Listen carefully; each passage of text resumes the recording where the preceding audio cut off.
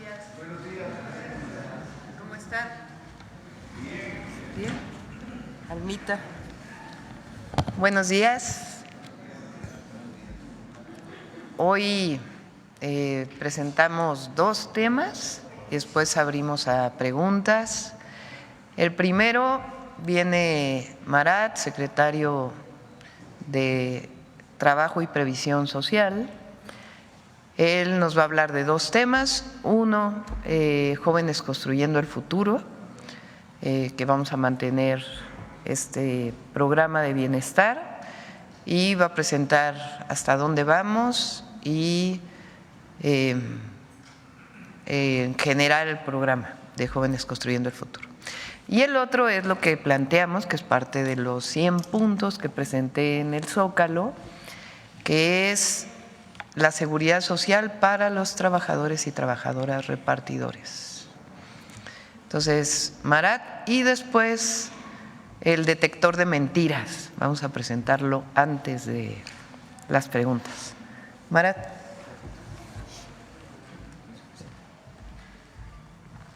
Muy buenos días a todas y todos. Me da muchísimo gusto estar en esta mañanera del pueblo para, justamente atendiendo las instrucciones de la presidenta, presentar lo relativo al programa Jóvenes Construyendo el Futuro, con lo cual les pediría por favor que nos ayuden con la primera diapositiva.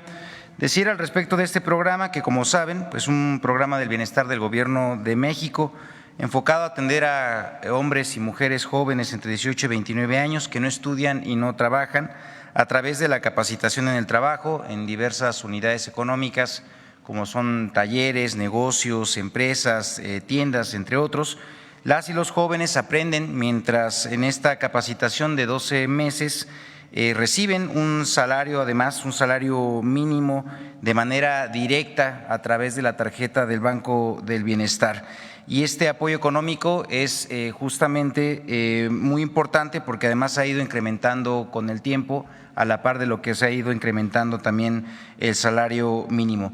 Y se suma a este apoyo el que se le da de la incorporación al seguro médico del IMSS para que los jóvenes a lo largo de esta capacitación, a lo largo de este año, puedan tener no solamente este derecho a la ocupación y al aprendizaje dentro de las unidades económicas, sino también a un seguro médico. Desde el año 2019, desde el inicio de su implementación, han participado 2.973.461 jóvenes, representando una inversión en la juventud sin precedentes en la historia de nuestro país, de más de 135,000 millones de pesos en 6 años, lo que contrasta de manera radical con los menos de 7,000 millones de pesos que se destinaron en los gobiernos neoliberales en cerca de 30 años que implementaron políticas de juventud, es decir, 135,000 en los gobiernos de la transformación a 7,000 que se hicieron durante 30 años de gobiernos neoliberales, pues es evidentemente un brinco importantísimo en la inversión de la juventud.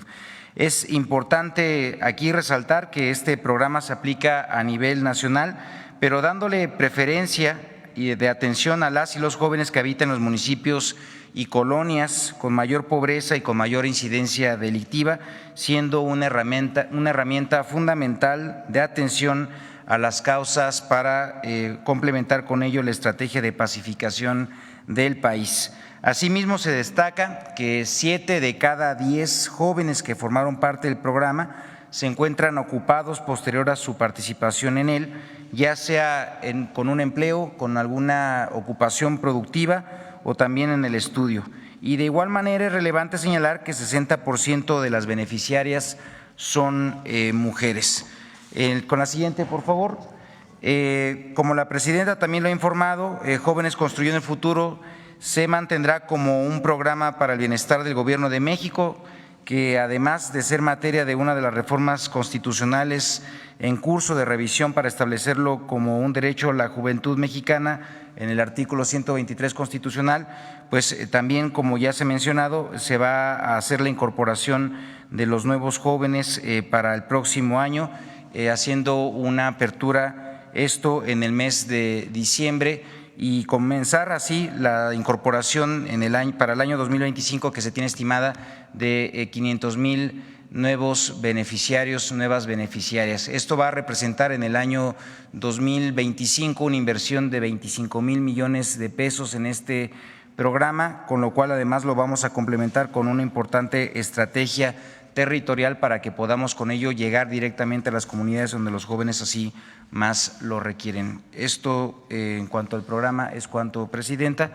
y si ahora nos lo permiten pasaríamos a también abordar el tema relativo a la reforma a la Ley Federal de Trabajo sobre el trabajo en plataformas digitales. Esto, como saben, pues es un compromiso establecido por la Presidenta de México para la atención de esta población y decirles en ese sentido que para dimensionar el impacto, la siguiente por favor, el impacto de la iniciativa de reforma tenemos que mencionar que según datos del Servicio de Administración Tributaria, cerca de 658,000 personas están empleadas a través de las plataformas digitales. De este universo, aproximadamente 272,000 personas trabajadoras, es decir, el 41% de ellas, logran ingresos equivalentes o superiores al salario mínimo mensual, lo que permite tener una estimación respecto al número de personas que podrían tener su fuente de ingresos principal o única a través de este tipo de trabajos. Siguiente, por favor. En ese sentido, quiero comentar que desde la administración del presidente Andrés Manuel López Obrador se comenzó un diálogo con las principales empresas, también con organizaciones de trabajadores, de las trabajadoras, con la finalidad de avanzar con una propuesta que permitiera justamente el reconocimiento de ellas y de ellos. Se han realizado cerca de 30 reuniones con los distintos representantes, donde también ha participado otras instancias del Gobierno de México. Destacar aquí, por ejemplo, el Instituto Mexicano del Seguro Social, evidentemente por ser la institución que da justamente estos servicios de cobertura de seguridad social y por supuesto también del Infonavit. Siguiente, por favor.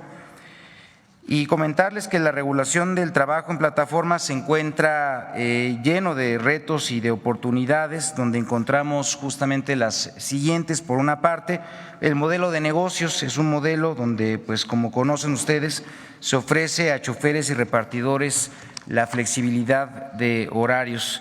Y por la otra también decir que este modelo permite ser una fuente de ingreso para miles de familias en todo el territorio nacional. Durante la pandemia, incluso ustedes recordarán, pues fueron estos trabajadores de plataformas digitales quienes tuvieron un auge, evidentemente, pues llevando incluso también servicios y también comida a domicilio. Uno de los desafíos de este sector es el reconocimiento de los derechos laborales de las personas trabajadoras, pues es muy limitado, lo que precariza su empleo. Es además inexistente el acceso a la seguridad social para las y los trabajadores y sus familiares, y además se generan desconexiones para las y los trabajadores de las aplicaciones digitales sin explicaciones previas ni tampoco avisos. Esto pues evidentemente nos obliga ya también después de este diagnóstico a identificar una serie de mejoras que se tienen que hacer en términos legislativos para que podamos avanzar con la cobertura de este sector poblacional, y es por ello que estamos proponiendo una reforma a la Ley Federal de Trabajo, porque tenemos la necesidad de formalizar y de dignificar el trabajo mediante regulaciones innovadoras y específicas para el sector, manteniendo la flexibilidad, la autonomía, que son características propias de este modelo de negocios. Siguiente, por favor. Y bueno, pues a continuación, siguiendo las instrucciones de la presidenta Claudia Sheinbaum, es que justamente presentaré algunos de los puntos más importantes relativos a esta iniciativa. Por una parte, se añade un capítulo a la Ley Federal de Trabajo para regular el trabajo en plataformas digitales para choferes y para repartidores. Se establece la creación de un régimen transitorio para que el IMSS implemente un piloto de carácter obligatorio para las empresas. Por otra parte, las personas trabajadoras seguirán escogiendo sus horarios de trabajo, así como la o las plataformas en las cuales van a trabajar. Esto es muy importante porque se mantiene la libertad para las y los trabajadores, es decir, ellas y ellos son las que definen el tiempo donde van a estar conectados en las plataformas.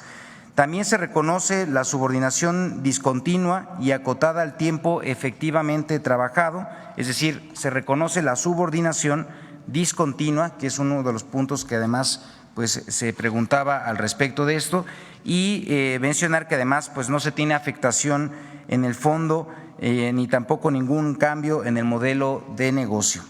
¿Qué es lo que estamos buscando con ello? Pues que haya claridad en las reglas de trabajo, que exista un registro de contrato ante el Centro Federal de Conciliación y Registro Laboral, que además la política de gestión algorítmica del trabajo que está pues detrás, digamos, o lo que administra en general el trabajo dentro de la plataforma, pues explique de manera muy clara las reglas del algoritmo, y este documento formará parte ahora también del contrato de trabajo. Con ello habrá muchísima más claridad para las y los trabajadores de los mecanismos de asignación de los servicios. Y uno de los puntos muy importantes es justamente el otorgamiento de la protección social, que es justamente que las personas trabajadoras que generen más de un salario mínimo tendrán derecho a los seguros y servicios del IMSS, riesgos de trabajo, enfermedades, incapacidad, maternidad, pensiones y guarderías quedarán así cubiertas.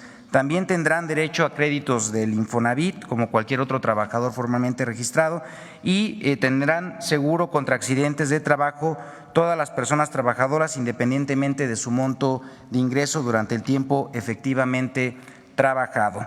Se establece, en la siguiente, por favor, se establecen reglas para la desconexión con y sin responsabilidad para las plataformas. Para los casos graves podrá ser inmediata por incumplimiento de pedidos o en general decirles las reglas con las cuales se dará que en al menos 3 días de anticipación previos a la desconexión pues puedan tener conocimiento de ello.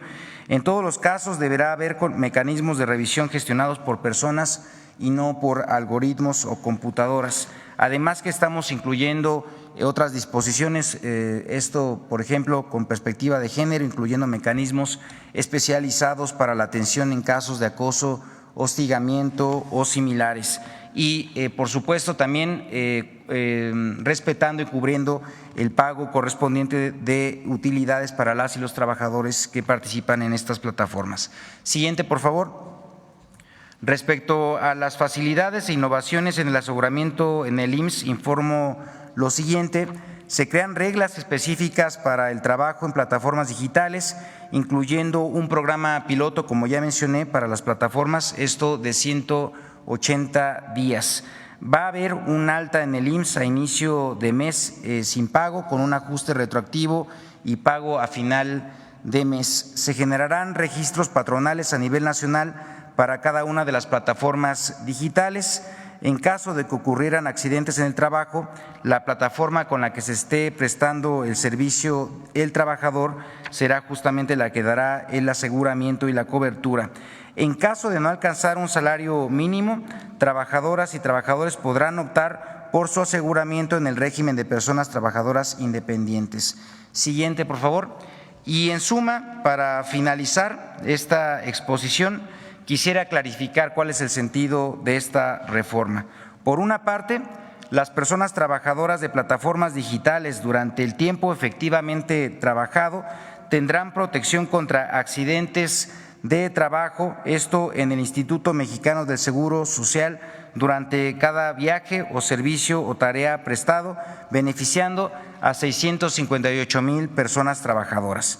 Por otra parte, las personas trabajadoras con al menos un salario mínimo de ingreso generado en la plataforma tendrán todos los derechos establecidos por la Ley Federal de Trabajo y la Ley del Seguro Social, beneficiando a más de 272,000 personas y sus familias.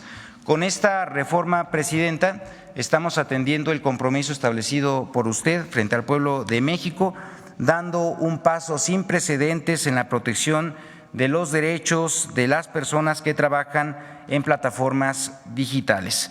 Y ahora, si me permiten, justamente para poder formalizar este compromiso, la Presidenta nos va a apoyar con la firma de la iniciativa del proyecto de decreto a la Ley Federal de Trabajo en materia de trabajo de plataformas digitales, con lo cual pues en los próximos días se estará haciendo la entrega correspondiente a las cámaras para que hagan su discusión, evaluación y eventualmente aprobación. Muchísimas gracias.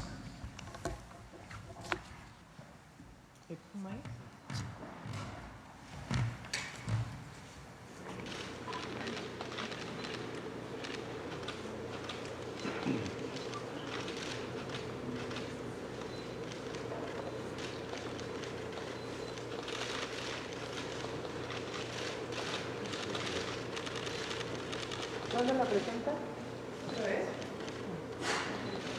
Bueno. ¿Cuándo la entrega? Perdón, sí, justamente se va a hacer todos los procesos para que pues en estos días siguientes pueda ya ser presentada formalmente en la Cámara. Bueno, eso ya corresponderá eventualmente en diputados, va a ser Cámara de Diputados. Bien, pues muchísimas gracias. Permiso.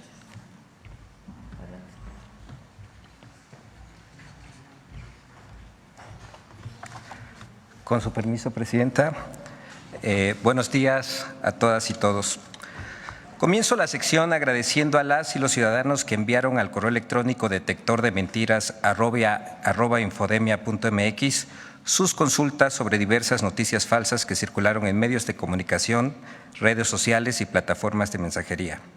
Incluso, y esto hay que destacarlo, hubo quienes enviaron el material para elaborar el desmentido, lo que significa que las y los ciudadanos identifican las mentiras y cotejan la información con fuentes confiables. Juntos luchamos contra la infodemia.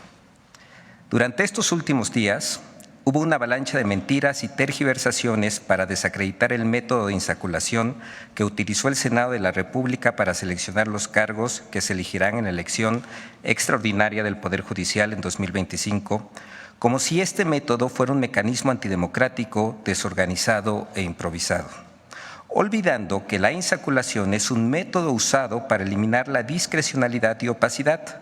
Por ejemplo, en marzo de 2023, en la última designación de los consejeros electorales del Instituto Nacional Electoral, la Cámara de Diputados recurrió a este mecanismo como lo estipula el artículo 41 de la Constitución. Además, el propio INE utiliza la insaculación como un procedimiento aleatorio e imparcial de selección de los ciudadanos que desempeñarán los cargos de funcionarios de casilla. Esta semana también circularon en redes sociales videos creados o alterados con inteligencia artificial. Como cualquier tecnología, esta no es buena ni mala por sí misma, sino hay quienes la utilizan para generar mentiras y desinformar a la sociedad, como hay quienes utilizan a los medios de comunicación y a las redes sociales para diseminar mentiras y discursos de odio. Vamos a ver el video del detector de mentiras de esta semana.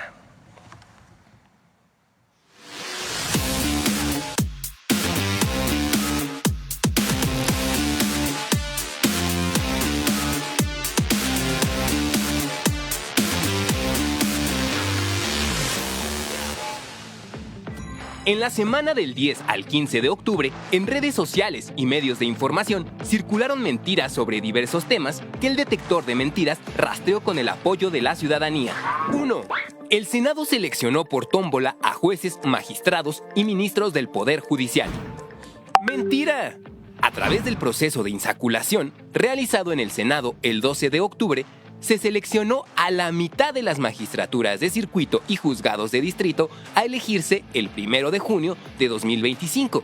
Es decir, solo se seleccionó a los puestos que se elegirán y no a las personas.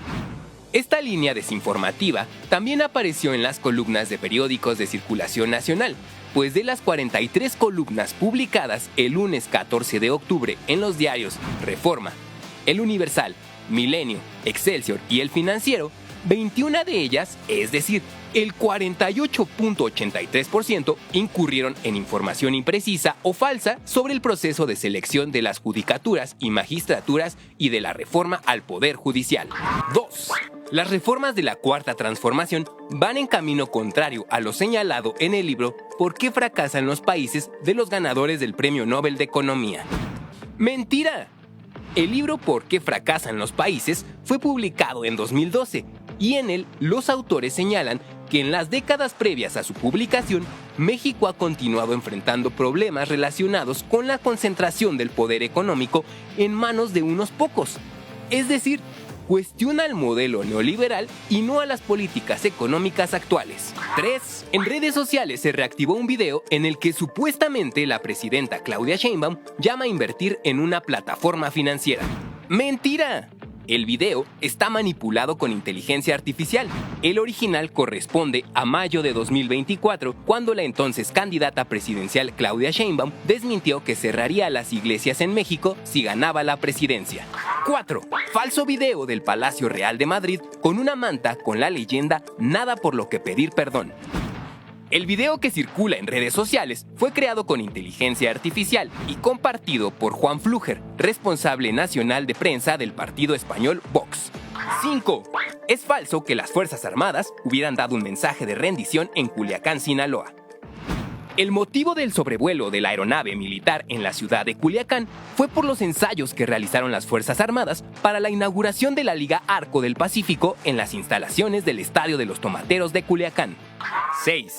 Circula un mensaje falso que asegura que el Senado de la República discute una ley que pretende encarcelar a religiosos por predicar a horas impropias.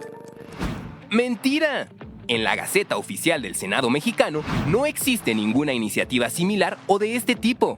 Esta mentira circula en mensajes desde 2016 y ha sido desmentida en varios países como República Dominicana, Bolivia y Colombia.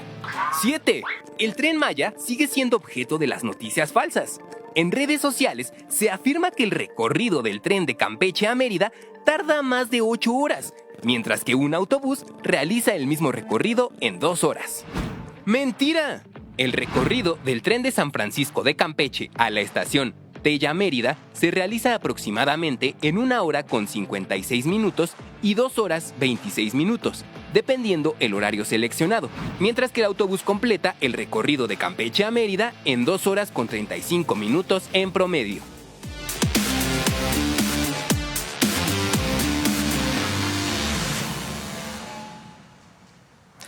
Antes de despedirme, reiterar que en Infodemia recibimos las solicitudes de desmentidos a través del correo electrónico detectordementiras@infodemia.mx.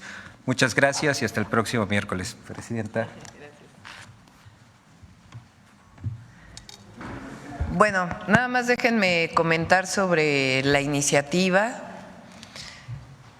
Son 658,000, ¿verdad?, trabajadores y trabajadoras que están vinculadas con las plataformas digitales, quienes las hemos usado, quienes no conocen de ellas. Uno, a través de una plataforma digital en el teléfono, solicita un servicio, sea alimentación o que llevan productos de alguna tienda. Este trabajo, como todos sabemos, aumentó mucho en la pandemia. O sea, estamos hablando de 658,000 trabajadores y trabajadoras en el país. Las contrataciones de estas plataformas, que la mayoría son empresas transnacionales, la mayoría, aunque hay algunas que están vinculadas a algunas tiendas, generaron una forma de incorporar a los repartidores que no tiene nada que ver con la Ley Federal del Trabajo, en una manera de no reconocer las obligaciones que tiene un empleador con sus trabajadores. Entonces se contratan como socios que no son socios, solamente para evitar incorporar a las y los trabajadores a los derechos que deben de tener. Si fueran socios, deberían de tener también reparto de utilidades. Entonces, el objetivo es regular y permitir que las y los trabajadores repartidores tengan derechos amparados por la ley. Algunos trabajarán 2 horas al día, se reconoce eso, no necesitan trabajar tiempo completo. Algunos otros trabajarán 8 horas al día, algunos trabajan hasta más. Todo eso tiene que ser regulado. ¿Para qué? Para beneficio de las y los trabajadores. Esto no se hizo aislado, se trabajó por la Secretaría del Trabajo durante varios meses con las plataformas y con las y los trabajadores, y también con el IMSS, Infonavit. Entonces, el objetivo de esta ley es que tengan derechos, que tengan derecho al reparto de utilidades, que tengan derecho a ser atendidos en el Seguro Social si tienen un accidente, que tengan derecho a seguridad social si trabajan tiempo completo. Entonces, estamos mejorando las condiciones de vida de las y los trabajadores repartidores en México. Entonces, algo muy importante, casi en ningún país existe esto, pero es algo obligatorio y es parte de lo que nosotros concebimos en la Cuarta Transformación. No puede haber un esquema de trabajo que esté fuera de la ley. Tienen que incorporarse necesariamente a la Ley Federal del Trabajo. Entonces, esto es y es muy bueno. Al mismo tiempo, Jóvenes Construyendo el Futuro va a seguir, incluso va a pasar a la Constitución, ya va avanzado en el Congreso y pues tiene el objetivo de seguir atendiendo a las y a los jóvenes. Durante todo el periodo neoliberal se hablaba de la palabra oportunidad, que el joven tenga oportunidad de trabajar, que el joven tenga oportunidad o la joven de tener acceso a la escuela. Lo que nosotros concebimos es que son derechos a los que debe tener acceso una o un joven. Que quede atrás el nini, que quede atrás la palabra rechazado como parte del pasado que no queremos que vuelva y que las y los jóvenes mexicanos tengan acceso al derecho a la educación, al derecho a la salud, al derecho al trabajo. Y por eso Jóvenes Construyendo el Futuro va a seguir. Entonces, son dos temas muy importantes y ahora sí pasamos a las preguntas. Bueno, primera fila creo. A ver acá.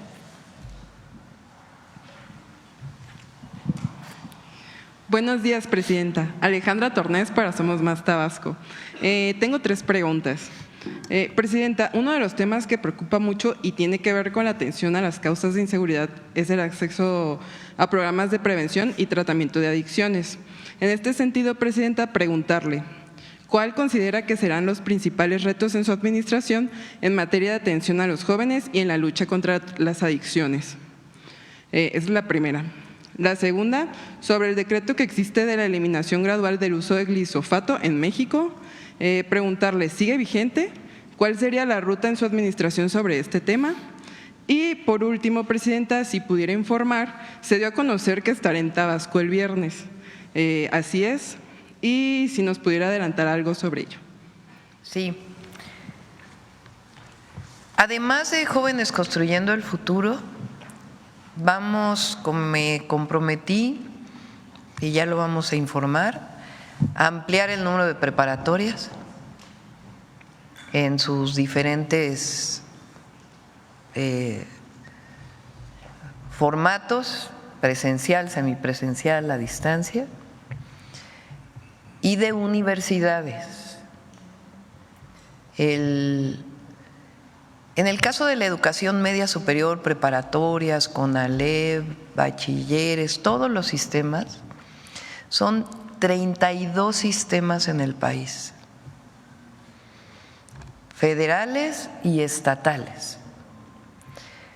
Los trabajadores, las trabajadoras de la educación que trabajan en la educación media superior, primero tienen diferentes formas de contratación, diferentes salarios y queremos mejorar las condiciones salariales y de contratación de las y los trabajadores de la educación. Pero además queremos reducir el número de opciones. Se avanzó mucho con el presidente López Obrador con la nueva escuela mexicana, también en educación media superior, para que hubiera un solo programa de estudios, tanto la técnica como el bachillerato general. Y nosotros queremos seguir avanzando en ello.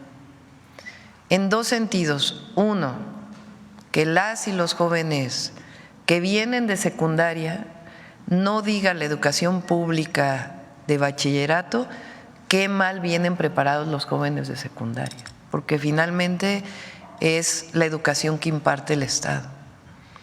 Entonces, que haya un vínculo entre la secundaria y la preparatoria. Dos, que además de la beca no dejen los jóvenes la preparatoria por otras razones. A veces es porque el programa de estudios no corresponde a lo que ellos están viviendo, a lo que necesitan y a estar en la escuela con gusto. Entonces es un programa muy ambicioso que lo estamos desarrollando. La subsecretaria de Educación Media Superior es quien fue rectora de la Universidad Autónoma de la Ciudad de México, Tania Rodríguez, ¿es? Rodríguez, ¿verdad? Tania Rodríguez, que es de primerísima, con Mario Delgado, y ya lo vamos a presentar pronto aquí. Y después las universidades, vamos a ser más universidades. Universidades del Bienestar, Benito Juárez, y vamos a hacer nacional la Universidad Rosario Castellanos y hacer nacional la Universidad de la Salud. Cuando fui jefa de gobierno creamos estas universidades, hoy tienen 50,000 jóvenes estudiando. Lo que queremos es que con estos sistemas podamos ampliar al menos a 300,000 espacios más. Y además lo que den la colaboración que tengamos de las universidades autónomas como educación gratuita. En la medida en que las y los jóvenes tengan acceso a la educación todavía en una mejor condición, acceso al empleo y a otros derechos que tienen para desarrollarse, en esa medida van a estar menos vinculados con la delincuencia o con adicciones. Y además el programa de difusión, comunicación, formación, capacitación contra las drogas, particularmente las drogas químicas, va a continuar, lo vamos a seguir fortaleciendo. Entonces, todo ello pues es un programa dirigido a las y a los jóvenes. Presentamos hace 2 días el programa de vivienda, que tiene un componente también para las y los jóvenes. Entonces, las y los jóvenes no son el futuro de México, son el presente. Y tienen que tener acceso a todos los derechos. Esa es una de las esencias de la Cuarta Transformación. Me confundí ayer, este fin de semana vamos a Tabasco, a Campeche y a Yucatán. El próximo fin de semana vamos a Baja Sur, a Baja California y a Guerrero. Entonces sí, este viernes vamos a estar en Tabasco, ya les vamos a dar a conocer los detalles. Y la otra era sobre los pesticidas, agroquímicos. Vamos a invitar al secretario de Agricultura y Desarrollo Rural para que no sé si es este lunes o al próximo que viene. El lunes viene. Ahí vamos a platicar del programa de SADER, tiene que ver también con todo ello. El programa de cómo vamos a transformar Segalmex en las tiendas de bienestar, vinculado con precios de garantía, con venta de productos directo del productor a las tiendas del bienestar. Entonces, todo ello lo vamos a platicar el lunes. A ver, por acá. Ahora vamos para allá.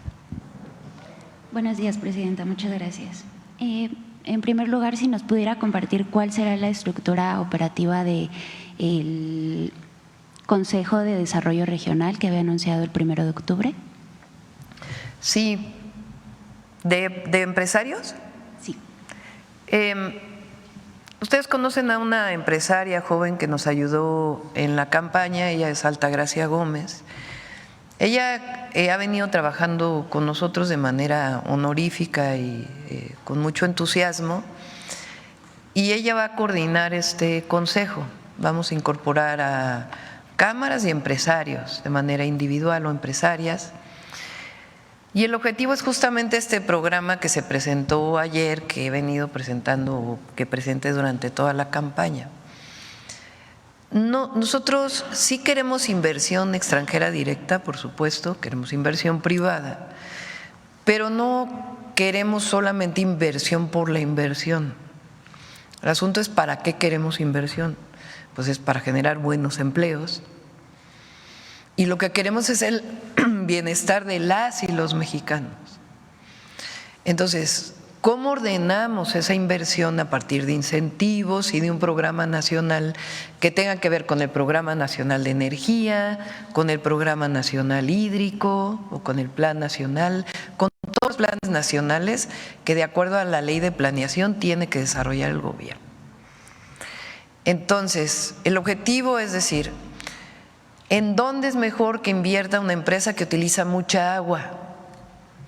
Pues no en los lugares donde no hay agua, sino en los lugares donde hay acceso al agua, como fue el caso de Constellation Brands con el presidente López Obrador, que se iba a poner en Mexicali, cuando Mexicali es una de las zonas del país con mayor estrés hídrico o menos posibilidad de tener agua, y se movió de ahí, se puso en Veracruz, donde hay agua y está a un año de inaugurarse. Ese es el objetivo, que la relocalización de las empresas que viene por el tratado, que se está dando por el tratado, tenga una orientación de desarrollo regional, que las viviendas que vamos a construir pues estén vinculadas a los centros de trabajo. Entonces, todo ello, pues la idea es hacer un consejo con empresarios nacionales, con la Cámara de Comercio de Estados Unidos, que estuvo ayer en la reunión, y que se haga este programa que llamamos de polos de bienestar. El presidente creó 12 polos de bienestar en el sur-sureste, que van desarrollándose y que le vamos a dar seguimiento. Y nosotros estamos con un modelo similar, en donde queremos que se creen 100 parques industriales en el país para los próximos 6 años. ¿En dónde van a tener la energía, dónde van a tener el agua, cómo las y los trabajadores que trabajen ahí van a tener acceso a la vivienda?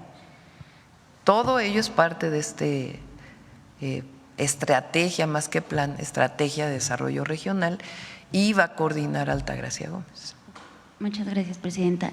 Como segundo tema, en Revista Fortuna publicamos que en algunas dependencias como la Secretaría de Hacienda se presentó un fenómeno de puertas giratorias, es decir, que funcionarios de esta dependencia se fueron a trabajar a una empresa proveedora de servicios de asesoría financiera, porque la Suprema Corte de Justicia de la Nación declaró inconstitucional una de las disposiciones de la Ley de Autoridad Republicana que prohibía a funcionarios públicos ir a trabajar a empresas privadas porque esto representa un conflicto de interés, al menos durante 10 años.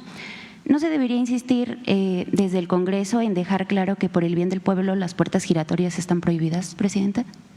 Sí, y ahora viene, no se olviden, porque ahora viene más completo el que nadie pueda ganar más que la presidenta. Entonces, la reforma está en la Cámara de Diputados, tiene que aprobarse y tiene que estar en la Constitución. Lo envió en su momento el presidente López Obrador, pero encontraron distintas vías y distintas formas de ampararse frente a ello. Entonces, la austeridad republicana es para todos y para todas.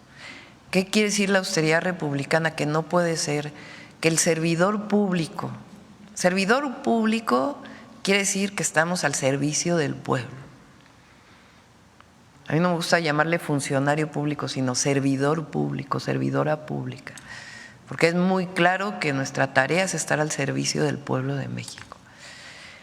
¿De dónde viene el salario de todos los servidores y servidoras públicas? De los impuestos del pueblo de México, de los impuestos de las y los mexicanos. Desde empresarios hasta el impuesto que se paga con el IVA al comprar un producto. Pues no puede ser que las y los servidores públicos tengamos salarios que excedan el salario de la presidenta, que se redujo a la mitad desde el periodo del presidente López Obrador. Entonces ese es el principio juarista de no puede haber gobierno rico con pueblo pobre. Y al mismo tiempo vamos a revisar nuevamente para que no haya otros casos como el de Zedillo, que privatizó los ferrocarriles Hubo empresas que se vieron beneficiadas de esa privatización, sale del gobierno y se va a trabajar a la empresa que se vio beneficiada con la privatización. O Iberdrola, que no sabemos cuál es la relación de Calderón con Iberdrola en su momento.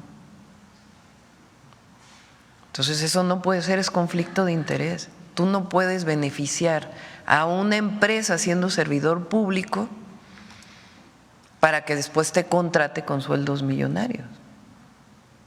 Entonces esos conflictos de interés quedaron en el pasado. Eso es lo que llamamos la separación del poder político del poder económico. Entonces sí lo vamos a revisar. Muchas gracias, presidenta. Almita, a ver, vamos con las mujeres primero. Presidenta, hoy se va a discutir en el Senado la reforma energética. Sin embargo, llama mucho la atención que no se quitó el párrafo hoy en la Cámara de Diputados sobre la transición energética. ¿Habrá un llamado a los senadores para que se corrija? O, como dicen especialistas, será en leyes secundarias, por favor. Sí. El presidente López Obrador envió una iniciativa para cambiar empresas productivas del Estado por empresas públicas del Estado. 1. 2. Para que en el caso del Internet tenga posibilidad el Estado de proveerlo sin necesidad de que sea a través de una empresa. Es decir, puede proveerlo directamente CFE. Y la tercera, que hubiera la posibilidad de que CFE, por ser empresa pública, sea la que pueda entrar al despacho de generación eléctrica con preponderancia. ¿Qué se agregó adicionalmente? Que las empresas públicas de energía del Estado no sean consideradas monopolios. Eso es lo que se aprobó. Eso que hace fortalecer a las empresas públicas. Y como expliqué ayer en la reunión con los empresarios, el objetivo es que CFE tenga 54% al menos de la generación y el resto lo pueda proveer la empresa privada con reglas muy claras. Entonces recupera lo público las empresas del Estado. Además, la comisión de la Cámara de Diputados agregó un párrafo en la anterior legislatura. En ese párrafo no quedaba claro exactamente a qué se referían. Formalmente era para la transición energética, pero en el párrafo no quedaba claro si era solamente obligación del Estado la planeación de la transición o también la producción de todas las fuentes renovables de energía. Si hubiera quedado como tal el párrafo, no hubiera sido consistente con lo otro que estamos planteando. Es decir, si hubiera quedado así, podía ser que si uno pone un panel fotovoltaico en su casa estuviera prohibido. Entonces, lo que decidimos es que esa parte quede en la ley secundaria. Queremos la transición energética, queremos más fuentes renovables de energía, pero no necesariamente tiene que quedar establecido en la Constitución, particularmente en esos dos artículos donde de lo que se habla principalmente es de las características de las empresas públicas. Entonces, esa es la razón por la cual se quitó ese párrafo de la transición y va a quedar en las leyes secundarias. Presidente. Y qué bueno que ya se aprobó en el Senado, ya se aprobó, entiendo, en el Senado. Faltan los estados, pero es algo muy importante. Y hablando de legisladores, quisiera preguntarle, la semana pasada hubo el reparto de comisiones, estuvo muy cuestionado por cómo se dio. Que inclusive hubo acusaciones de amenazas, etcétera, ¿no? ¿Qué llamado le haría a los legisladores? Sobre todo porque hay códigos en el caso de Morena y pareciera como que no se hubieran respetado. Yo no me voy a meter al funcionamiento interno pues del Congreso. Es una responsabilidad de las y los legisladores. Mi opinión es que las y los legisladores tienen una tarea fundamental y es regresar a su territorio. Sí, proponer leyes, votar las leyes, discutirlas, debatirlas, pero las y los legisladores fueron electos por el pueblo y muchas veces llegan a ese lugar, al Congreso, a ese gran edificio, y ya no salen de ahí. Son representantes populares. Entonces, si están en una comisión o no, pues es asunto de ellos en qué comisión y cómo se eligen. Pero lo que es mi opinión muy personal es que además de estar ahí, creo que ahora las sesiones son martes y miércoles. Bueno, pues tienen jueves, viernes, sábado, domingo, lunes. Los que no están en comisiones y no tienen una tarea legislativa particular para ir a hablar con la ciudadanía, a informar de las reformas al Poder Judicial, de la reforma que se está haciendo a las empresas públicas del Estado en materia energética. Esa es una tarea fundamental, a territorio, así como nosotros vamos a territorio viernes, sábado y domingo, las y los legisladores a territorio. Hay que dejar un poco el escritorio e irse a territorio. Gracias. Y ya nada más la última pregunta es, ayer Rosario Piedra dice que sí quiere ir mantenerse como presidenta de la CNDH. ¿Usted cómo la ve? En el gobierno pasado pues sí se le impulsó para el cargo, se le defendió en el cargo, de hecho, ¿no? Pues depende también del Senado. Quien decida el Senado es una atribución de ellos.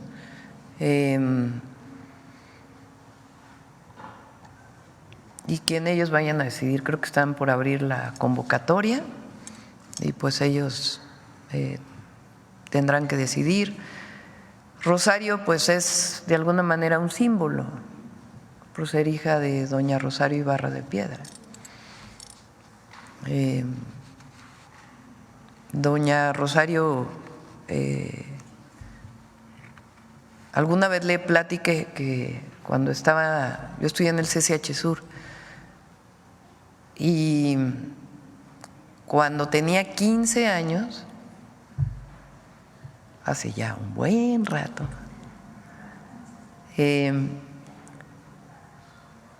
las madres de desaparecidos políticos durante un tiempo hacían una huelga de hambre en la catedral,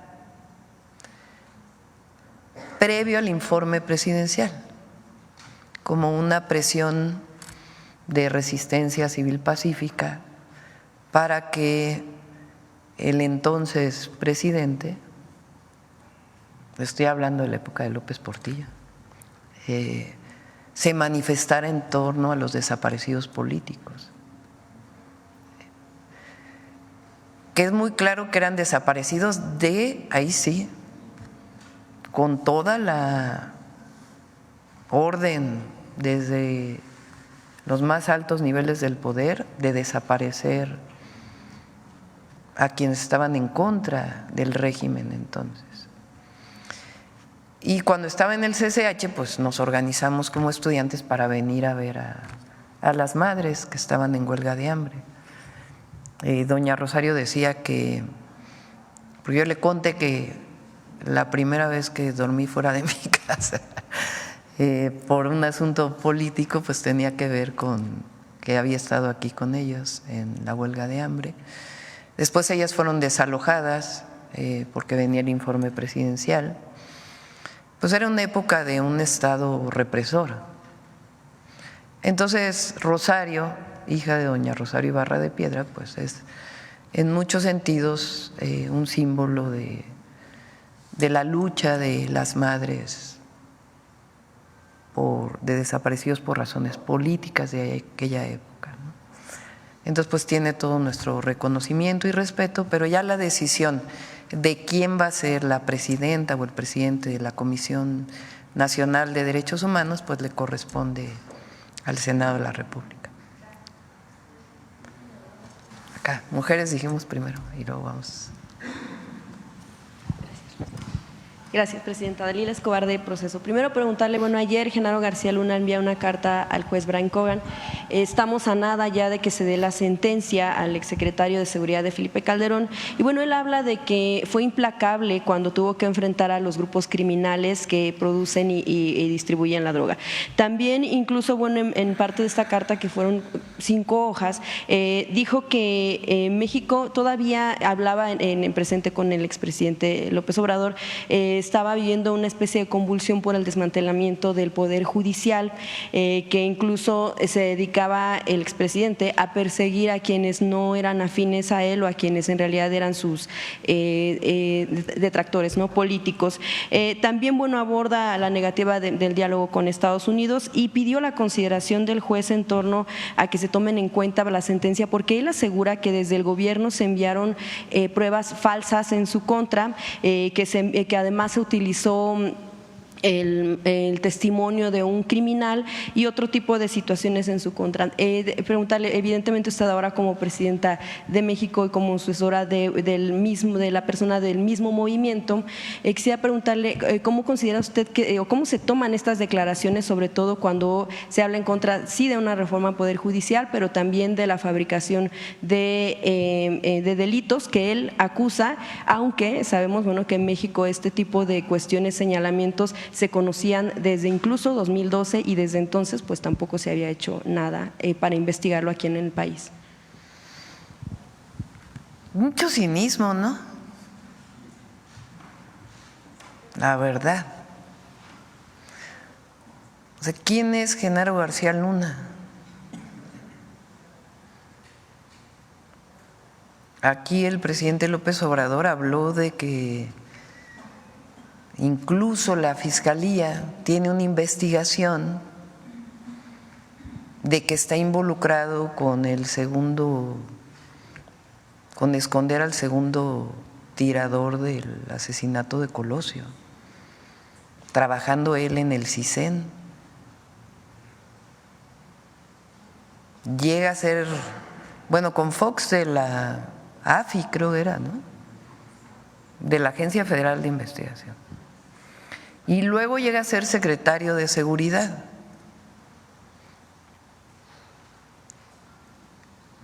Y un jurado en Estados Unidos, o sea, una fiscalía de Estados Unidos y un jurado de Estados Unidos,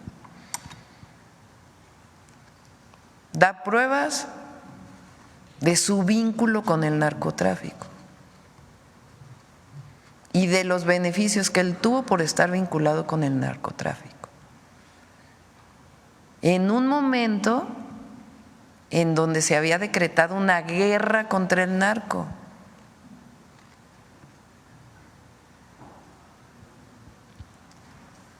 Entonces, ¿qué tiene que ver eso con la reforma al Poder Judicial?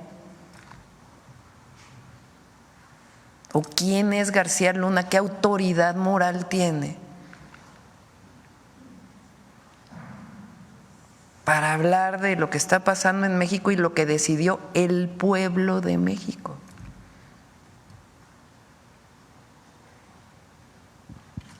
Pues es como, la verdad, no sé, pongan ustedes el adjetivo. Lo que queremos ver es cuál es la sentencia. ¿Y qué va a decir el expresidente? Que llegó con el haiga sido como haiga sido. O sea, un expresidente, Calderón, que llega con un fraude electoral a la presidencia y para legitimarse decreta una guerra contra el narco. Y pone como responsable de la guerra contra el narco, pues vamos a ver la sentencia de hoy, ¿no? pues a un narco.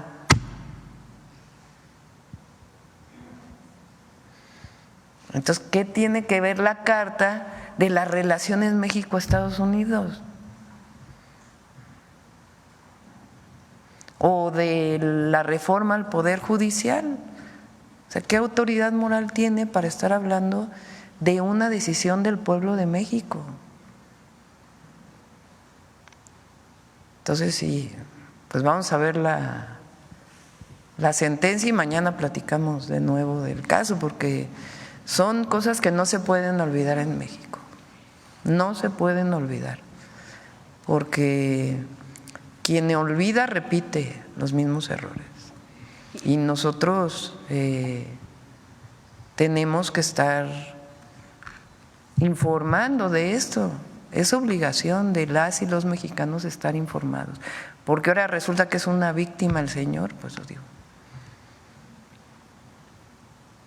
¿Le parecería justa cadena perpetua, que es uno de, pues obviamente el límite de la sentencia? No me meto ahí, que decida él.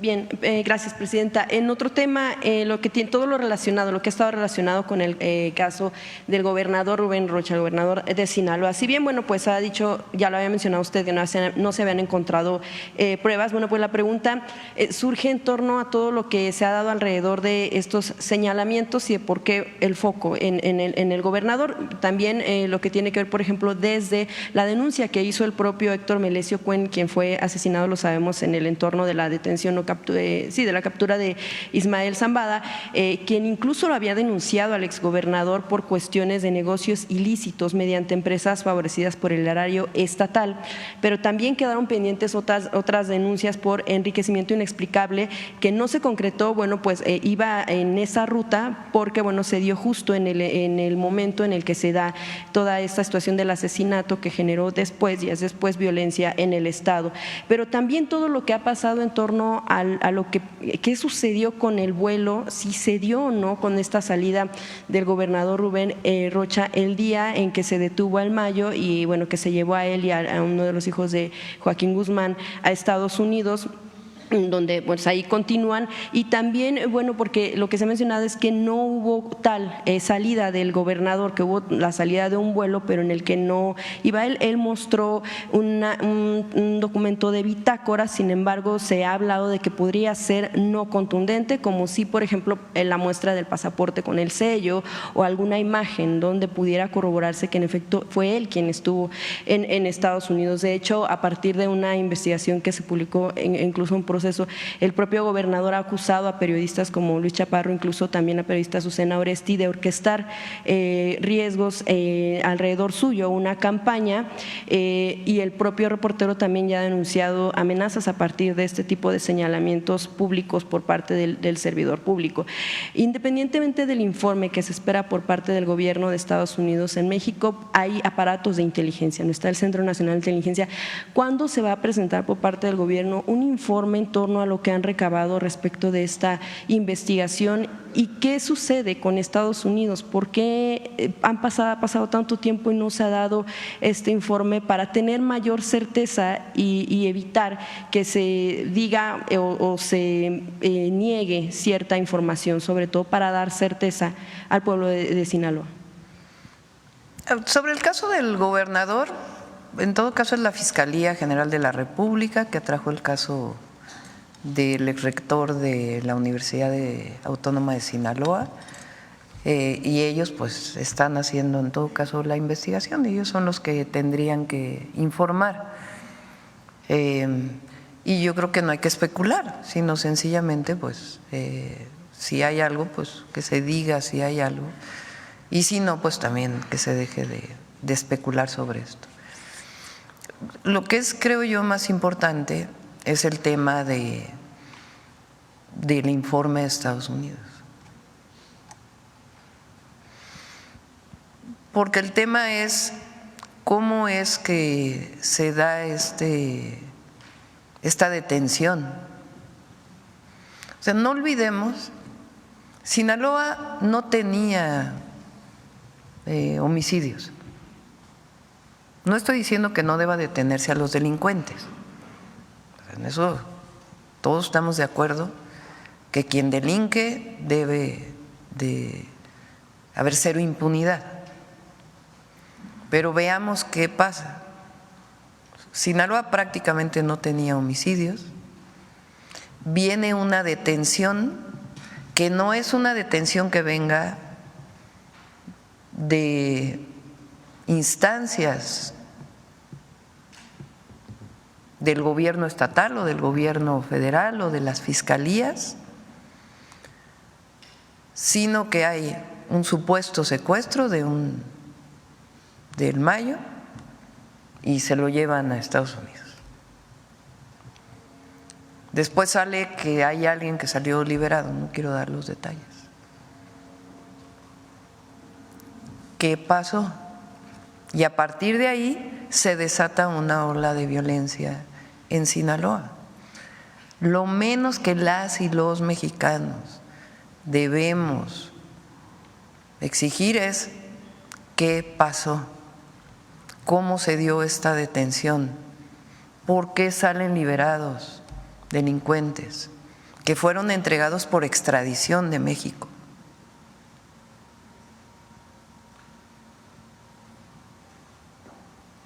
Entonces, eso sigue, o sea, que se dé toda la información. ¿Quién está en esta investigación y todo? Es la Fiscalía General de la República. Pero no hay que especular, desde mi punto de vista, porque es acusar a alguien sin pruebas, pues no es bueno. Entonces hay que hacer que actúen las instancias correspondientes. En caso de que resulte responsable el gobernador, que se proceda conforme a como debería cualquiera, ser. No hay impunidad, o sea, hay cero impunidad, pero tampoco es justo que se especule sobre un gobernador o gobernadora. Si hay pruebas, pues que se presenten. Presidenta, ya ha sido tema este asunto de que Estados Unidos no entrega la información y además a qué lo atribuye. A final de cuentas, como bien menciona, antes de la detención no se tenían estos niveles de violencia que en Sinaloa, y el expresidente hablaba de una corresponsabilidad de Estados Unidos por provocarle de alguna manera. ¿Usted considera lo mismo, pero sobre todo por qué o a qué atribuye que Estados Unidos, y si se lo han pedido directamente en algunas de estas reuniones? Sí, en su momento lo hizo el presidente López Obrador por escrito, y es el que haya cambiado la administración, el gobierno, no quiere decir que esa carta no deba ser respondida. Hay continuidad, entonces todavía es importante que se dé respuesta a ello. Gracias, Presidenta. Y finalmente, nada más por no dejar pasar, mencionaba en un asunto también de… Y repito, nosotros estamos haciendo nuestro trabajo, la Fiscalía está haciendo su trabajo y nos corresponde también disminuir los índices delictivos. Pero hay que saber por qué, qué hubo detrás exactamente. ¿Sería pertinente que en algún tiempo determinado la Fiscalía ya nos dé un informe de los avances de su propia investigación aquí en México? Pues le corresponde a la Fiscalía. Nosotros lo que tenemos con ellos ahora pues es, buscamos más coordinación para la actuación permanente, pero ellos tienen autonomía y definen si se informa o no. Le mencionaba ¿Y cómo? Porque también hay líneas de investigación que tienen que ellos guardar para poder seguir desarrollando. Y bueno, le mencionaba finalmente el caso, por no dejar pasar, mencionaba usted un asunto de austeridad. El caso del diputado local en Coahuila, Antonio Flores, pues es un empresario también carbonífero con contratos de la Comisión Federal de Electricidad y bueno, pues también legislador local, a quien bueno se le señalaba por estar viajando en un Lamborghini en calles de Musquis. Evidentemente, bueno, pues eso pudiera parecer apegado a lo que tiene derecho, a final de cuentas. Sin embargo, bueno, pues estaría un tanto en contra del asunto de la austeridad, pero sobre todo por ser una persona que además de ser un servidor, un legislador, pues tiene contratos de una empresa en una zona donde sabemos pues también hay condiciones precarias laborales, en donde hay incluso que estas condiciones precarias han generado la muerte, por ejemplo, el caso de mineros. Sabemos toda esta zona de Musquis, Sabinas, en donde se han dado accidentes que por un lado tenemos la cara de las condiciones en las que trabajan estos mineros y por otro lado Estado tenemos este tipo de exhibiciones, de alguna manera, y este tipo de lujos que tienen algunos servidores que, además de tener un salario que viene del erario, tienen contratos que también viene del erario. Podría haber a lo mejor una revisión para que no hubiera esta tal vez duplicidad, y también pues ¿qué opina en torno a que se den este tipo de cuestiones? Gracias, presidenta. Mi opinión es que un legislador no debe tener contratos con el gobierno. Esa es mi opinión, y hay que buscar si se puede legislar en torno a ello, porque no se puede tomar como un conflicto de interés. Pueden ser empresarios, empresarias, y que tengan contratos con privados, pero no creo que un legislador o legisladora deba tener contratos con gobierno. Incluso lo planteé para algunos casos de en su momento de Morena, que había empresarios y yo dije, bueno, a ver, se separan de su empresa para evitar cualquier conflicto de interés. Hay que predicar con el ejemplo siempre. Y si hay algún conflicto de interés, pues que se plantee. Si no está legislado, pues hay que ver cómo se legisla, porque no es correcto.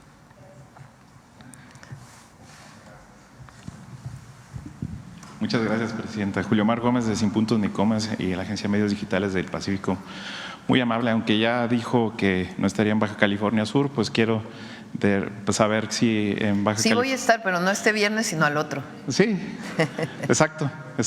Particularmente, pues, el alcalde de Los Cabos, Cristian Agúndez, así como el gobernador Víctor Castro y dependencias federales han trabajado de manera enfáticamente en el tema de vivienda, pues buscando los terrenos factibles para cumplir con este programa tan ambicioso de vivienda. Y podría, así que si ya me dijo que es el próximo viernes, precisar qué temas tratará, si será de vivienda, si será sobre la desaladora de agua, y también pues si habrá algún otro tema, o en sí incluso a qué municipio visitará en el estado.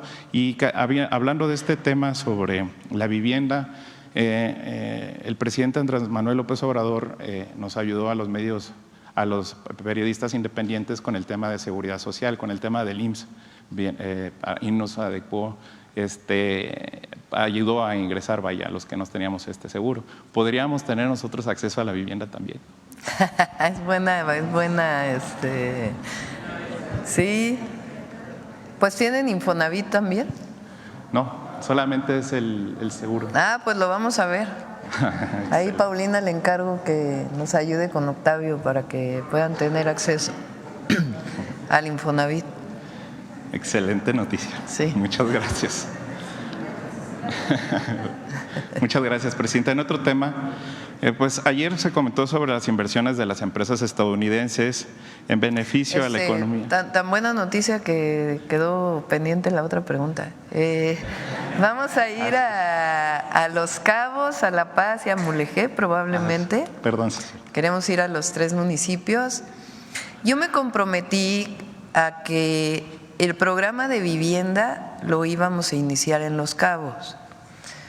Si ustedes van a Los Cabos, hay una realidad muy triste que el presidente López Obrador avanzó muchísimo en muchísimas cosas, pero es tal el rezago de todo el periodo neoliberal que hay muchos temas que todavía evidentemente faltan. Uno de ellos es una realidad muy lacerante en donde trabajadores y trabajadoras del turismo, de Los Cabos y de otros lugares, pero particularmente ahí, viven en condiciones muy, muy precarias. Entonces tienes esta gran distancia entre un cuarto de hotel que se paga en dólares. $1,500 promedio. $1,500 la noche. O más. Sí, claro. Porque hay hoteles en Los Cabos y cerca que son muchísimo más. Y del aeropuerto a la zona hotelera, pues vas viendo una cantidad de viviendas muy, muy precarias.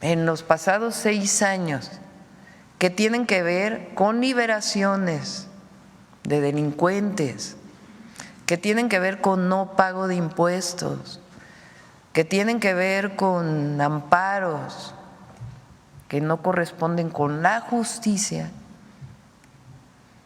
Si a eso le agregamos que el mexicano, mexicana de a pie, le es muy difícil tener acceso a la justicia, pues ¿qué queremos entre todas y todos los mexicanos?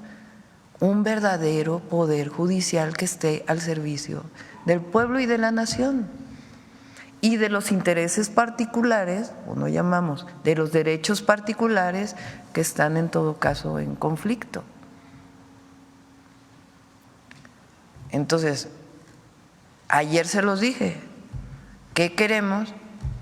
Pues un sistema, un poder judicial que esté al servicio de la nación. Y también les dije, toda mi vida luché por la democracia, no llegamos a la presidencia a ser autoritarios. Si nosotros creemos en la democracia, en las libertades, nosotros hemos sido los que luchamos por el México que se está construyendo.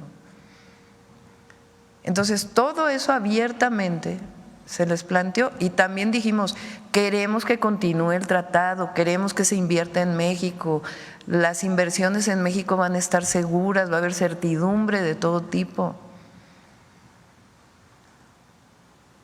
Entonces, y también dije, vamos a seguir dialogando siempre.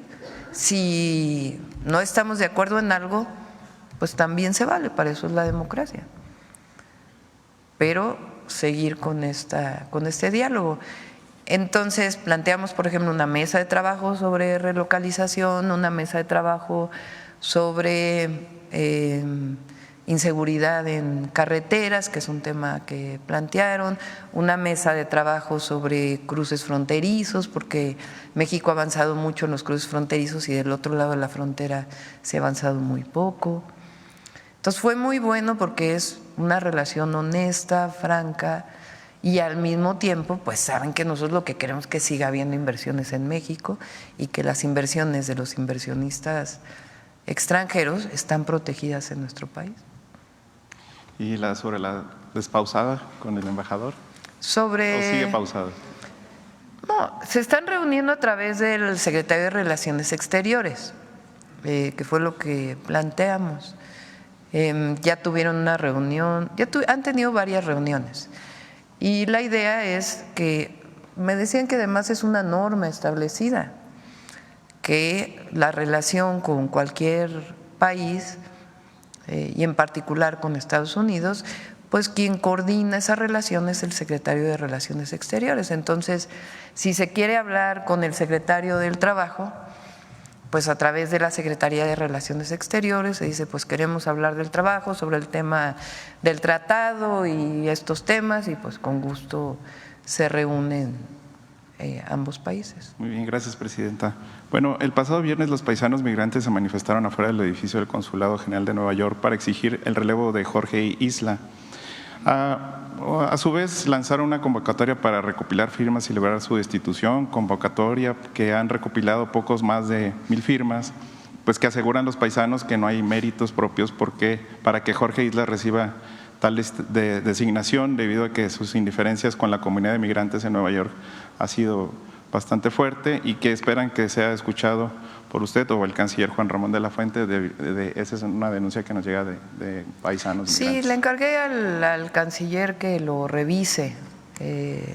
Vi estas denuncias, solicitudes y pues hay que revisarlo. ¿Qué tanto es así, qué tanto no? Pero que sepan nuestras paisanas y paisanos que lo que queremos es fortalecer los consulados para la atención, para su atención. Muchas gracias, presidente. Lo vamos a hacer. Gracias. Acá, Sonora otra vez por acá. Sí, gracias, Presidenta. Demián Duarte, de Sonora Power. Primero felicitarla por el asunto de las plataformas. Creo que es muy importante, refleja mucho la visión de lo que usted plantea, pues de lo que es el humanismo mexicano, ¿no? Que es importantísimo. Lo mismo que el avance que se dio y ya la aprobación de esta regulación para que los salarios mínimos nunca vuelvan a estar por debajo de la inflación, que pues ya es una realidad. Mire, a mí me dio mucho gusto estar y participar ayer en el acto el diálogo con los CEOs de México y Estados Unidos, y sobre todo, usted debe saber, ¿no? Siempre la tierra llama, ¿no? Me dio mucho gusto, aunque no se dijo abiertamente ayer, el mayor proyecto de inversión que hay en este momento en México está en Sonora, ¿no? De México Pacific Limited. La señora Sara Berstov, la CEO de esta compañía, pues enfatizó mucho el compromiso que hay respecto al desarrollo, incluso con las comunidades, durante su mensaje. Es un gran proyecto de desarrollo de lo que es la industria de la energía. En este caso se trata de gas natural que se va a trasladar de Texas hasta Puerto Libertad y que consta de 15,000 millones de dólares, como estoy seguro que usted ya lo conoce. Mire, abordo este tema en específico porque creo que es interesante decirlo. A mi estado, a Sonora, parece que los astros se le están alineando más con usted.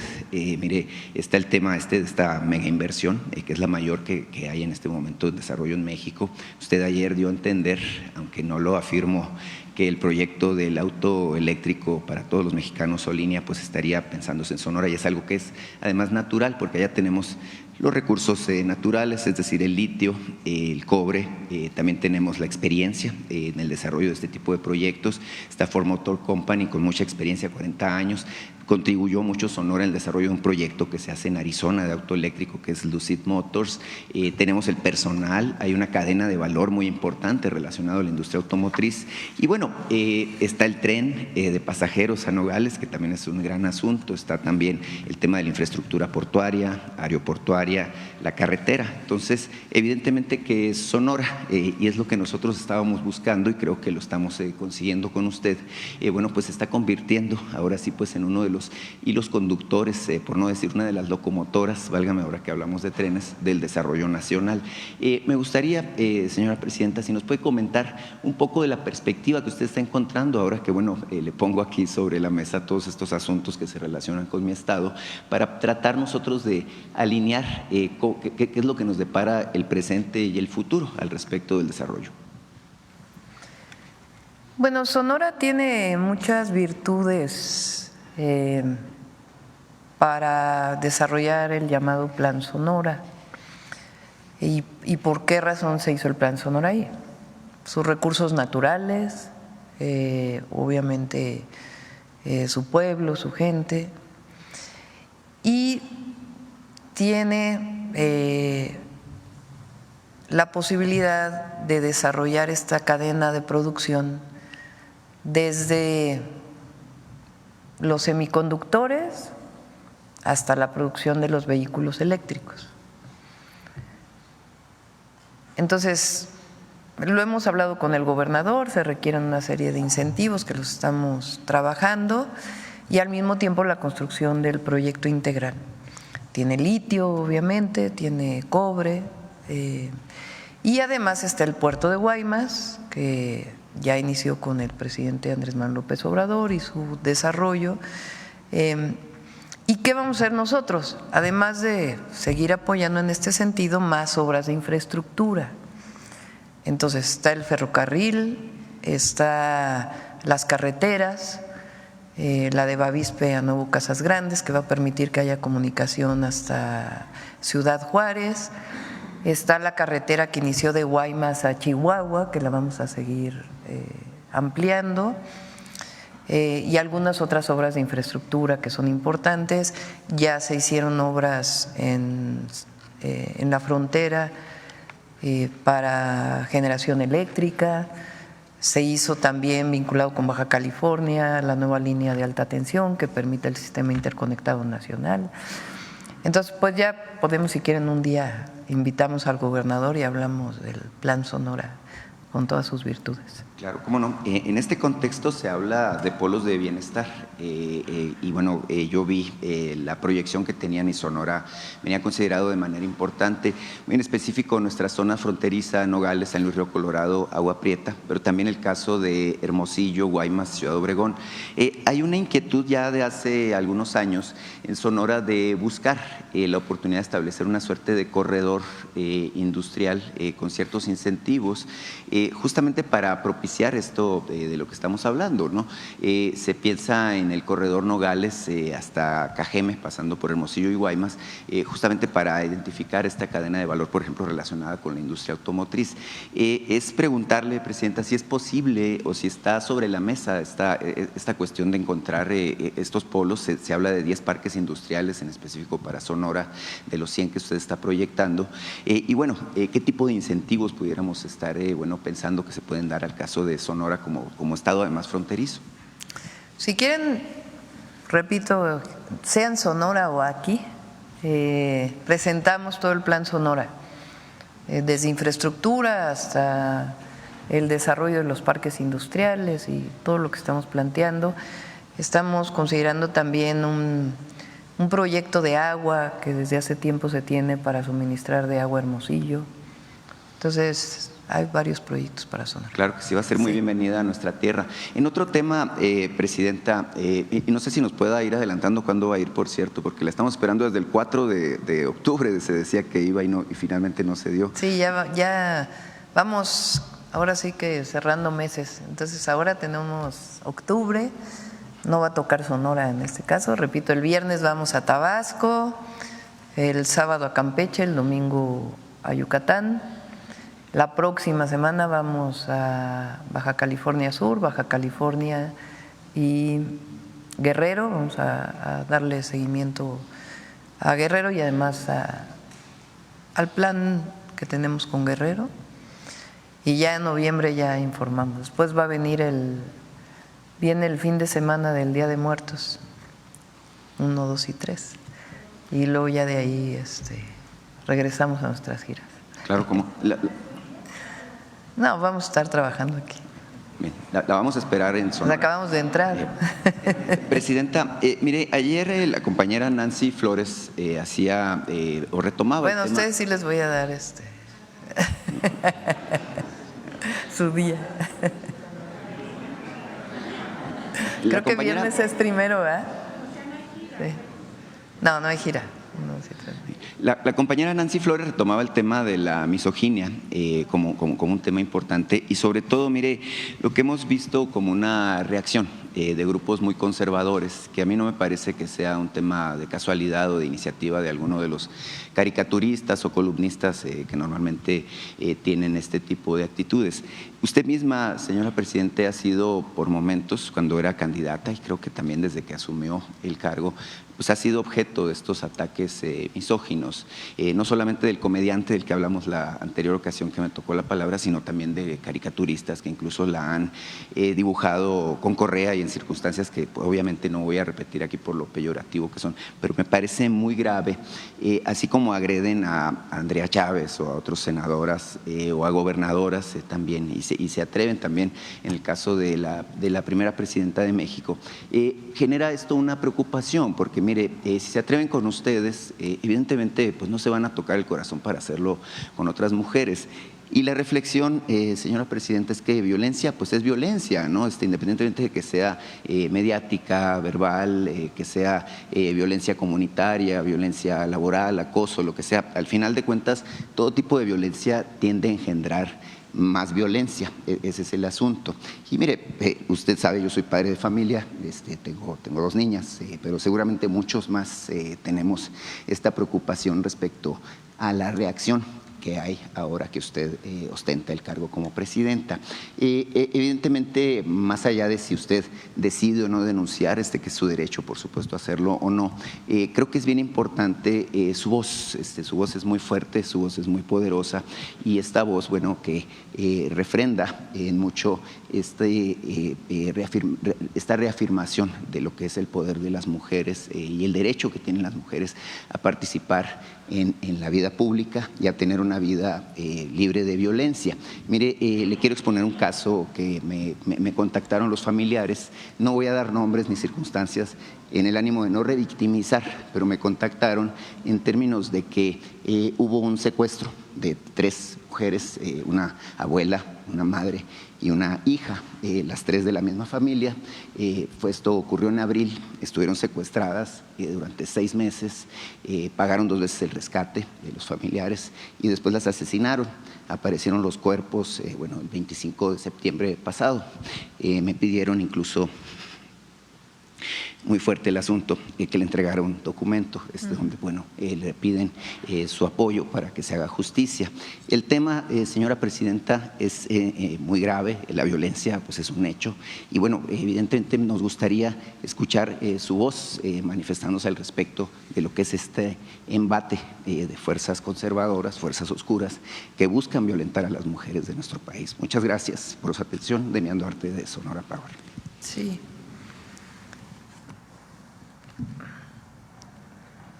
Vamos a separar los temas porque cada uno tiene su magnitud, su complejidad y su propia problemática. ¿Cuál es el problema de esta crítica en redes sociales, esta ofensiva, esta ofensa, vamos a llamarla así, contra la senadora Andrea Chávez? Que no tiene que ver con su actuación política, sino se fueron a un tema personal, íntimo, en una violencia que no es justificable. Distinto es, más allá de si hay alguna misoginia o no, que es condenable, cuando es un tema político expresado en una imagen. El problema aquí es que no tenía nada que ver con sus posiciones políticas, con su posicionamiento, sino con un tema absolutamente personal y con su cuerpo. Y eso debe denunciarse. Hombres y mujeres, no solo las mujeres. O sea, eso es violencia por el solo hecho de ser mujer. Entonces, por eso ahí mi solidaridad y mi apoyo. Ella tomó la decisión de aparte hacer una denuncia penal por la ley Olimpia. Pero lo que nosotros no podemos permitir es ese tipo de violencia que tiene que ver con el ser mujer. Repito, es muy distinto a las caricaturas que incluso me hicieron a mí, que pudieran rayar en la misoginia, pero que tienen que ver con un asunto político que se quiere describir. No, aquí no tenía nada que ver con un asunto político, se fueron con un asunto personal, íntimo de ella. Eso no es aceptable. Y entre todos y todas, tenemos que parar eso. Porque eso es discriminación. Pero además es violencia contra una joven, sea senadora o no. Entonces, esa es mi posición respecto a ello. Por otro lado, tiene que ver con la discriminación por ser mujer, que lleva en algunos casos a la violencia física. Muchas veces de los propios familiares. Yo decía que de los feminicidios, al menos en la Ciudad de México, que fue lo que me tocó ver durante muchos años, lamentablemente el homicida en la mayoría de los casos estaba vinculado con alguien relacionado con la mujer, pareja, expareja, en muchísimos casos. Y eso significa que había un círculo de violencia que a lo mejor no fue denunciado o no fue atendido en su momento y llega incluso al feminicidio. Entonces, también ahí, por eso las leyes que se presentaron, las modificaciones, las reformas y el trabajo que tenemos que hacer conjuntamente desde la prevención hasta la cero impunidad. Y la otra es este caso que planteas, que hay que ver si es un tema de por ser, hay que atenderlo, y hay que ver si es un tema de por haber sido mujeres o es un tema de delincuencia organizada por algún otro caso. Pero nos va a corresponder, y tiene que ser así porque soy mujer, estar denunciando estos casos y estar llamando la atención, porque fíjense, con esto cierro porque ya son 9:15 y prometimos que a las 9 cerrábamos, o más o menos alrededor de las 9. Cuando dije en mi discurso, presidenta con A, porque lo que no se nombra no existe, bueno, ya casi nadie se atreve a decir presidente, la presidente. O sea, tuvo su impacto.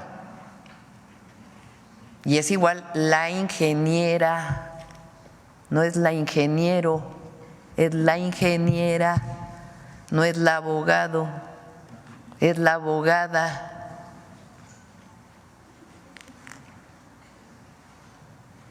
Entonces, así como eso, vamos a seguir insistiendo todo el tiempo que me permite el pueblo de México estar en este lugar, atendiendo la violencia contra las mujeres, sea en dichos, sea en redes sociales,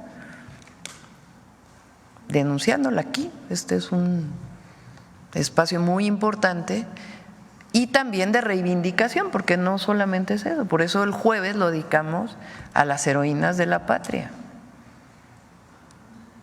unas que conocemos y otras que no conocemos tanto. Bueno, cerramos aquí. Gracias a todas y a todos. Nos vemos mañana. Gracias.